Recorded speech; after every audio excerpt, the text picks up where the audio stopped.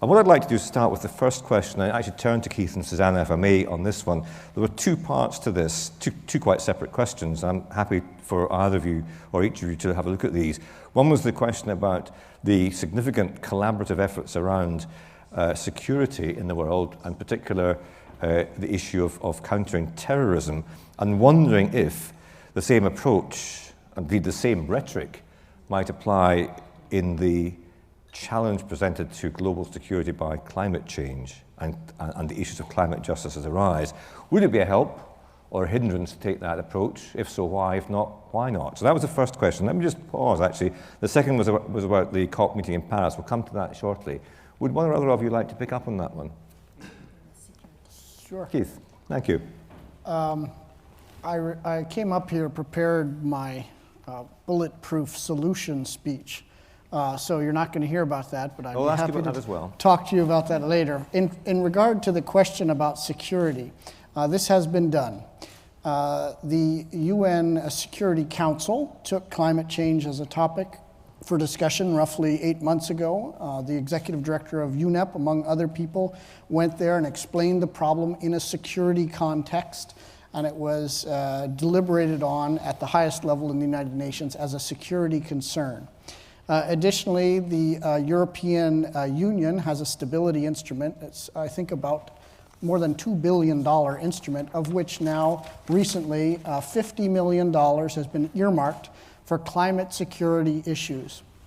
So the answer is yes, it can be helpful. We are looking forward to using this interest in security to tackle relevant climate change issues associated with migration of peoples, issues related to environmental destruction associated with conflict in the world. And there are many areas where the interest in providing security for people intersects with the interest in building resilience to climate change. And so, yes, this will be helpful. Is it a panacea that we're looking for to solve all of our climate problems? No. But it is something that we are and can tap as part of the solution to building resilience to climate change. Okay, thank you.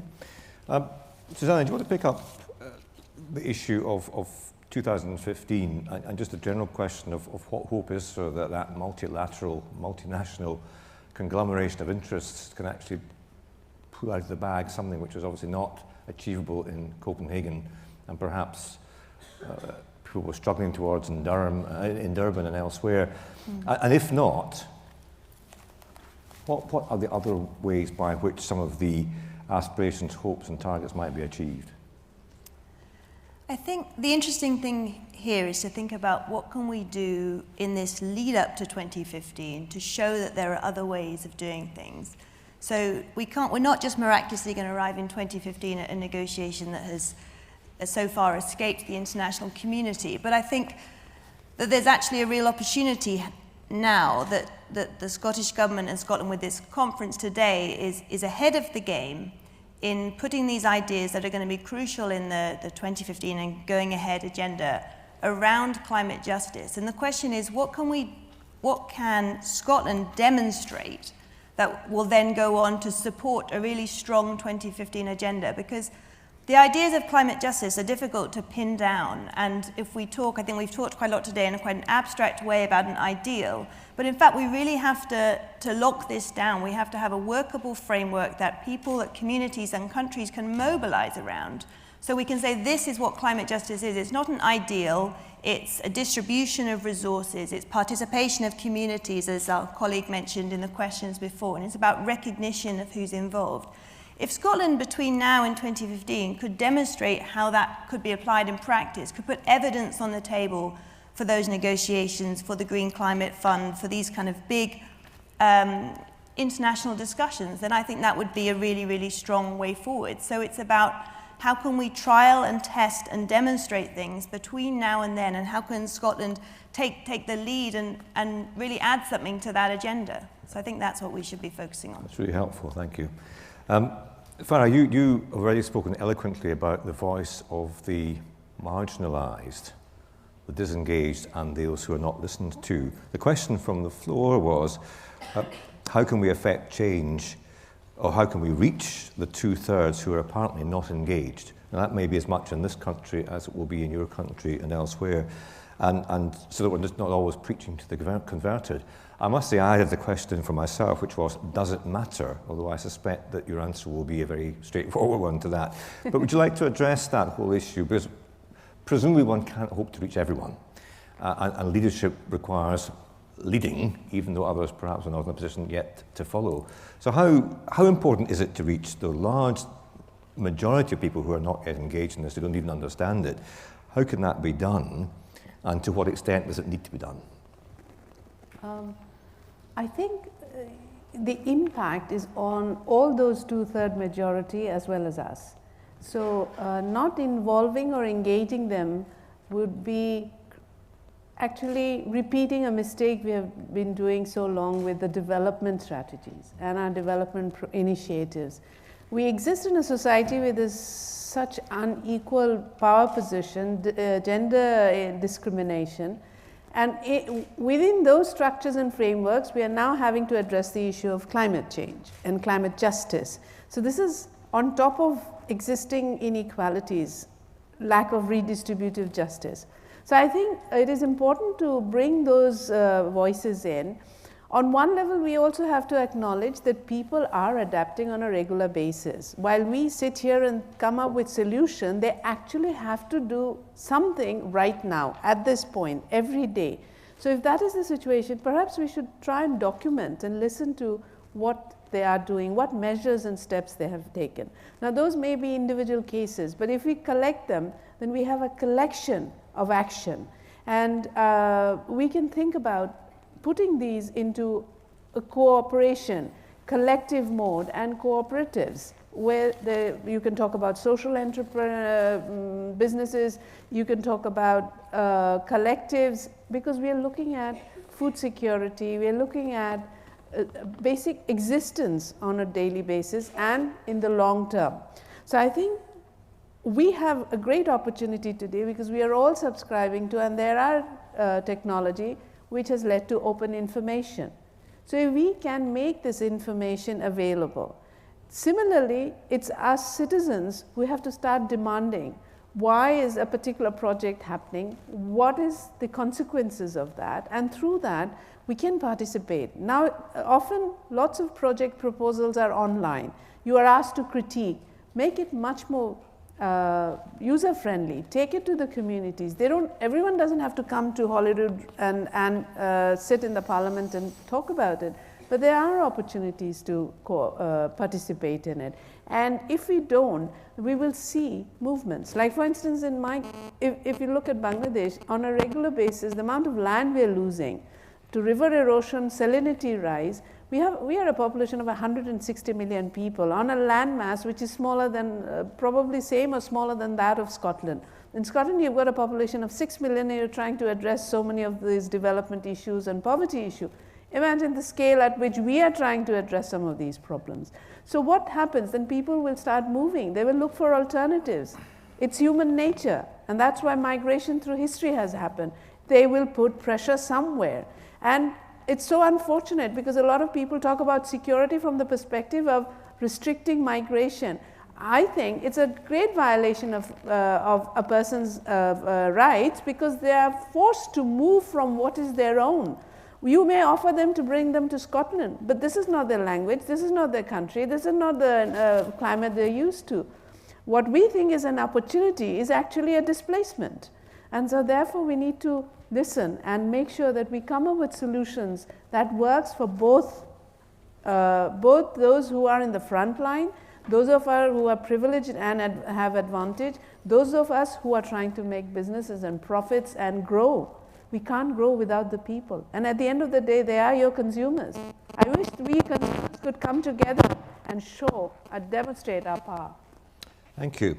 Now, Minister, we're all Jock Tamson's bairns here, as I said this morning, so if I may, I'm going to call you by your first name as well, Humza. And I'm going to ask you if you would, wearing your international development and external affairs hat, address this question of integration of negotiations and processes. Clearly there are goals to be set and targets to be achieved, and yet, as we've heard from the floor, there is the danger or in the fact of multiple processes taking place, certainly 2 in 2015, where there are 2 sets of negotiations, 2 sets of negotiators, and a real concern that the 2 don't dovetail. There's a kind of general principle here, isn't there, about integration, which is a part of collaboration. Would you like to comment on that? I'm just happy when people call me by my name and don't heckle me, so I appreciate that nonetheless. Chair, I will answer that question, and may I, if I have enough time, I might go back to Jane's question as well. Please. I think that was a very well made point, and I want to make, I think Scotland has a role to play in that, actually, because being a smaller country, we can be a lot more nimble and flexible in terms of how we choose to do things, and that's why, for example, the leadership we've shown on climate justice, we've been able to demonstrate that leadership for other countries that have bigger agendas, global geopolitical agendas that they can't shift from. It becomes difficult for them to be flexible enough, and flexibility is key to any negotiation, because negotiation, of course, at the heart of negotiation is compromise. So Scotland has a real role to be able to work with other smaller countries. I genuinely believe that. So we must work closely with other smaller countries to be able to put pressure and to make sure those bigger players on the international stage and global stage are falling into line when it comes to integrating different processes. And leadership is important in that, and being able to demonstrate leadership. And, you know, being frank about it, the fact that we have former Irish President Mary Robinson leading this agenda adds weight to that. So using every lever that we possibly can to show leadership is incredibly important. But collaborating, I think, when it comes to international processes with other smaller countries will be very, very important indeed. I was fascinated by Jane's question as well, and if I may address it, Chair, just very quickly. Well, I thought when you said the 2/3 of people that don't know about climate change, I thought maybe a climate justice, I would maybe test out that by a straw poll. So I know interaction is very important to you, Chair, so if I may ask a few simple questions, just put your hand up if this applies to you. So if you could put your hand up, and I'm getting somewhere with this, if you put your hand up if you prefer brown sauce over ketchup on your chips. A few, okay. Or French fries. Hands down, there's a leading to somewhere. Yep. Hands up if you've had your heart broken by somebody with red hair. A few of us. Okay, there's a few of us. Hands up that when you go home tonight and tell your partner, your spouse, your children, or your mother that you attended a climate justice conference, they'll say, climate what? Okay, the vast majority. So about 2/3 was about right. And so there's 3 things that I think we have to do to get people bought into it. I think the answer to your question is yes, you have to buy people into it, because this is about collective action. And if you don't have people understanding the agenda, then you can't have that collective action. So just 3 things that I wanted to say on your point, if I can, very quickly. First of all, I think we have to sell the message. Somehow a lot of us think that if something is a development solution, it's about international development, we think that it doesn't need selling. We think people will just out the goodness of their hearts understand what it is we're talking about. Everybody here that has a business, that has a product, will tell you everything needs to be sold. So selling the message, and each one of us that understands the message has a job to sell that message. How you do that, I think, my humble opinion, is a couple of ways. One is making the message, personifying the message. And this is something we discussed, maybe Susan will touch upon later on. We know that the NGOs that are represented here, the most effective campaigns are the ones that are able to put a face onto that campaign. And that there's a story behind that campaign. At the moment, everybody is talking about female global education. Why? Partly because of the story of Malala Yousafzai, because there's a story and there's a personification about that. So being able to personify it is important. And the other thing I would say, and this is the final point I'll make on that, is the long-term game is about getting to our children. If we want to truly affect change and get everybody, as many people bought into this agenda, getting our children understanding the importance of climate justice from as young an age as possible is imperative. And our development education centres will play a part, our schools will play a part, and each one of us, if we're parents, will have to play a part as well. And fair trade is a great example of that. Fair trade is where children will often influence the behaviour of adults. They'll go in and they'll tell their parents to put in their shopping trolley fair trade chocolate, coffee, rice, and anywhere else that they recognise that branding. So I think, yes, it's important, and I think there's some simple things that we can do to try to get more people involved in the agenda. Just sometime when it's just you and I over a drink later on, could you just tell me where brown sauce and red hair fits in? Yes, I will. I'll explain it all later on. Yeah, good. The point being is that it was all random, you see. So more people have had their heart broken by a redhead, then their relatives will know about climate justice. So we have a job to do. Sorry, that was the link. I should have made it a bit more obvious. A lot of you scratching your head throughout my whole discussion saying, we're in safe hands, folks. And it's an exclusive. You now know that I've had my heart broken by a redhead. Yeah, well. Susan, I've got 3 questions or so here. I'd like to just throw out, if I may, in your direction, and ask you to pick up on those that you wish to. How do we harness the voice of progressive business, whatever that means? Although I think we heard from Bureau Happel today about what progressive business might look like and sound like. There seems to be a suggestion that better measures of success are required and that GDP may be flawed, and yet still people shy away from saying so publicly and suggesting solutions. So query around the application of GDP as a measure, and similar around business success, currently too focused on short to medium term numbers and too narrowly focused on profit. We need to broaden the ways in which companies, senior execs and governments are measured and judged. So that's all about the measurement of business success. And perhaps finally, excuse me, innovative economic solutions, alternative models. What are the possible alternative models? There's stability and diversity. The cooperative model has much to offer. There's also discussion about win-win solutions. But can you perhaps pick up, if you also could, on different financial models or economic models? I know you've done some work on that in your reflections in 2020 Finance Subgroup. There's quite a lot there, so please pick up those themes which you feel relevantly that you can and competently that you can address. I'm not sure about competently. We'll try relatively anyway. Yeah, and a couple of these things are things that I actually do talk about and do talk about quite publicly. I don't have the solutions, but they are very real issues. What is progressive business? I mean, I would say progressive business is marked by the individuals in a business who are progressive themselves. At the end of the day, it's not about a business, because that's just a thing out there that's a concept or a construct. It's about individuals within who take the role, who pick up the voice, who inform themselves and inform others. And so how do we help progressive businesses, perhaps, or business people to have a voice? In a way, it's up to them to step up and to develop their voice and to meet and work with others, because you can't have a voice in isolation. But I would also say that we talk so often, we love to categorize. So, it's up to government to do things, or it's up to business to do it differently, or it's up to the NGOs to work with us and not hold us back. You hear all these conversations. Actually, it is again up to all of us just to say we've got one goal in sight, and we're working on this together. So to me, the challenge isn't about progressive business, it's about making sure that there are enough business people who work in business, who are progressive in their thinking, who find a way to air their views and voice. In terms of what is known now as long finance, metrics other than GDP, other than quarterly financial judgment on business, I have a very strong view about this. I think it is absolutely wrong for business to be judged on quarterly financial performance. Most businesses are in business and really see the results of what they do over a much longer period than every quarter. And that just drives us in the wrong place. It makes it very hard to make a case to the investor community, and businesses work because they have investors in them. It makes it very hard to make the case we're going to see results in 3, 4, 5 years. Businesses do that, so I'm non-executive director on Scotland's biggest energy company, and along with our other energy company, 2 of the biggest producers of power from renewables. So we have a big interest in this. We have an 8-year program of investing £1.5 billion or more in renewables. That's long term. That's a hard sell to your investors. I mean, we've managed that, but that's not easy.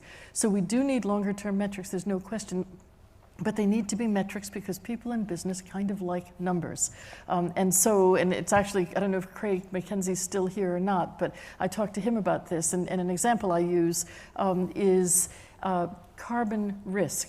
So we can judge a company on its performance, but actually all companies, at least in the developed world, have a legal obligation to reduce their carbon emissions. So there's a carbon risk built into their individual business. If you look at all airlines, you can make a graph. It's a metric, it's a chart. that looks like that. And you can take every airline and say, this one's already invested this much, it's halfway on its journey to 2015 or 2020. So it's sitting here in the graph. This airline hasn't put a penny into this yet. They're sitting down here. So they may be doing all right financially today, but in 3, 4, 5 years, they're going to have to spend everything in order to meet their carbon requirements. They have huge carbon risk. We can measure that today. We need metrics that look forward. That's a really good example to me, and we need a lot of those, not just around carbon, but around other measures as well. So it's a very important point for whoever raised it. Very important. Thank you very much indeed. Now, I want to take the next question that's come through on the iPad and pass that again to the right-hand side, if I may. The question perhaps, it comes in 3 or 4 parts. Let's just break it down. Have countries in the so-called global north that the climate debate holds responsible for causing climate change ever officially conceded that responsibility? If the answer is yes, are they willing to support people suffering because of the problem that it's caused? If the answer is yes, then why is climate justice facing obstacles which require a lot of lobbying? And the underlying proposition is that consensus on the genesis of the problem is critical in mapping solutions to it. Now that's the assumption that it's essential that the global north recognises and assumes its responsibility for causing the problem. And even that I'd like to throw open to Keith and Susannah just to reflect upon, if you would. But there's a lot in that, and it's about the responsibility, the perceived responsibility of the developed nations, the global north, for what has happened, the assumption of responsibility, whether they have, and if they have, why it still takes such a lot of hard work to get there. We'll start off, Keith, perhaps on that one. Sure. Yes, because it's not enough is the short answer. So I think it's quite obvious that the global north has caused the lion's share of the problem, and all countries in the global north will recognize that. It's a simple question of numbers. Yes, they are providing some assistance, either in terms of financial or technology transfer or other, for countries in the south to assist with adaptation to this problem. And the reason climate justice is not achieved through that is because the problem is not solved entirely. So let me now broaden just a little bit to say solutions are not always that easy. It's not a question of money. It's often not even, we spent hours here discussing energy and oil and fossil fuels. Let me tell you about the country. I live in Kenya, where the 2/3 of silent voters that were mentioned in one of these questions don't even touch oil for any purposes of energy. Their energy is provided by wood, which is a renewable natural resource, and Kenya just found some oil in its ground and is about to start drilling it. Now, if we talk about climate justice, I think a lot of people seem to think the answer was leave it in the ground. You can't tell that to Kenya, not because they need the energy, but because they need the hard currency to provide medicine to deal with climate-related disease outbreaks. Vector-borne diseases are expanding in Kenya. Or they need it for fertilizer to put on their fields in order to feed the growing population in the context of climate change. So often these things are linked, such that your very simple solution, oil is causing a problem, don't drill it, doesn't work. Many of the problems associated with climate change cross across many sectors. Another simple story in the drylands of Kenya, where crops are at the risk of drought causing a crop failure. We build a lot of micro dams and put in a lot of irrigation channels and say we've adapted to the drought problem. And only 6 months later realized that we've put in place an enormous breeding ground for vector-borne disease, schistosomiasis-bearing snails, and we've caused a climate-driven health problem in another sector. So often you find that solutions require very careful thinking across a lot of sectors. And let me just bring up my solution, because I came here hoping to talk about a solution. No, I'm sorry, I've got to stop you there. Oh. No, I'm just joking. Very briefly, one way to go about addressing the problem three problems. One is vulnerability to climate change. One is the fact that we're putting so many greenhouse gases in the atmosphere. And the other is provision of livelihoods and currency for the world's poor. Ecosystem-based solutions can do this. We have many examples in the portfolio of UNEP where we target primarily livelihoods and income generation. And we put in place something, say a mangrove plantation on the coast, and it's owned by that local population primarily for this purpose: delivering livelihoods, delivering a nursery for fish, delivering a source of firewood, etc.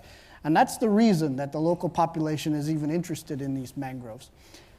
Then it delivers a second win. It delivers on reduction in vulnerability to climate change, because mangroves are very effective at reducing risk to storm surges and sea level related events, have been shown to be so, both cost effective and to raise the low level of sediments and raise the land in the, on approximately the same time scale as sea level rise associated with climate change. Mitigation is also being addressed with this plantation of mangroves, because they're shown per acre to be very effective as compared to many other types of natural solutions for sequestering carbon, to sequester carbon in mangrove sediments. So this is the kind of solution that we're trying to seek, ones where we can sell them on basically on generation of income and livelihoods for poor people, but at the same time delivering wins in reduced vulnerability, increased resilience to climate variability and change, and as a co-benefit, some mitigation win. Although, as our speaker from Malawi already pointed out, this is a co-benefit which is obviously going to by needs be small in a place where there is almost no generation of greenhouse gases in the first place. Okay. Susannah, would you like to pick these points up and maybe more general points that you'd like to make now in the context of your work? So obviously we're coming here now to the idea of common but differentiated responsibilities agreed within the United Nations framework, and with the idea that, well, if we've agreed on this, then why haven't we solved the problem? I think, as Keith has already touched on, this is because it's very difficult to agree on, firstly, respective responsibilities, and secondly, how to actually operationalize this in practice. It's not easy to turn these ideas into something pragmatic and workable. And I think that, for me, comes down to several key points. And the firstly is that is partly because we can't just think about ideas like climate justice as just between states or just being an international issue. It's something that's got local, national, and international implications. So to just think of it between states, in a way, turns it into a kind of international relations problem, but it's actually much more complex than that. And the solutions also lie across different scales. So to address this issue, we can't just look at a simple transfer of finance, but we need to think about developing different types of relationships. For example, earlier we heard about how, I think, colleagues from the Scottish Government were going out to Malawi to work within the ministry there in a kind of sharing of experience. And I think that kind of type of relationship, which really speaks to participation,